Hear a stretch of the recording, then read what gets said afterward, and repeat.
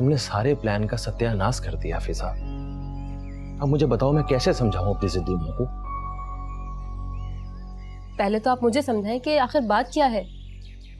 वो मुसलसल मुझ पर तुम्हें छोड़ने के लिए दबाव डाल रही है। तो छोड़ दे मुझे, मान ले अम्मी की बात। क्या हो गया फिजा? तुम्हें कोई बात बताना अजाब को दावत देने वाली बात है। मुझसे क्या चाहते हैं आप? थोड़ा सा सब्र, बर्दाश्त, समझदारी कर सकती हो क्या ये सब? ये बोले ना आप कि मैं अंदर ही अंदर घुट के मर जाऊं, बस। कोई फायदा नहीं है तुमसे बात करने का, जा रहा हूं मैं। अच्छा रुकिए ना, यासिर आप तो बिल्कुल लड़कियों के जैसे नखरे करते हैं। इतनी सी बात की जैसे कोई गोला मारा हो मैंने आपको। बताएं मुझे क्या बात है बस। देखो मैं सिर्फ ये चाह रहा हूं कि आगे जाकर हमारे लिए मजीद मुश्किलात बढ़ेंगी तो हमें एक दूसरे का साथ देना है, समझी तुम?